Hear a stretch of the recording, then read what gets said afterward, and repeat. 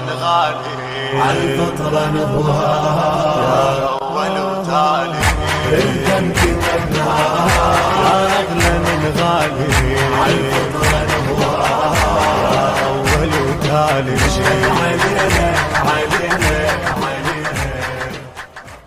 As-Salamu Alaikum everybody. Today's topic is the Brotherhood of Aws and Khazraj.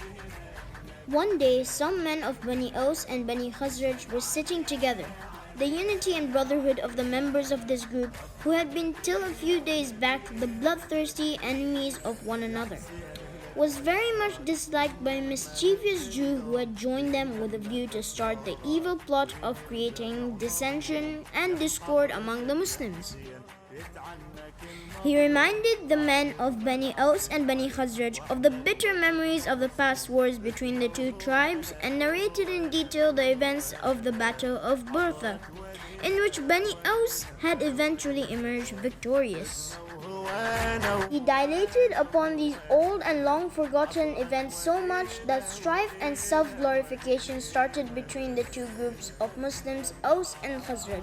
It was quite possible that a regular battle might have commenced, but in the meantime the news reached the Prophet and he became aware of the nefarious plot of the Jews.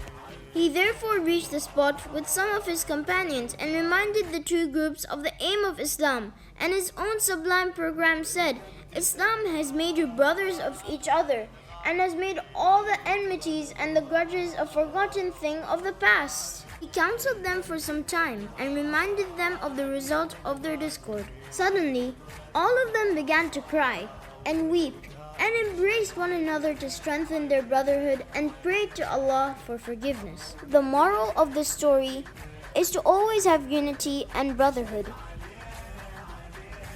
Now, I would like to pose you a question. How do you behave with a poor and not so handsome newcomer in your madrasa class? Do you respect him and have unity with him, or be disrespectful and bully him? Write your answers in the comments below.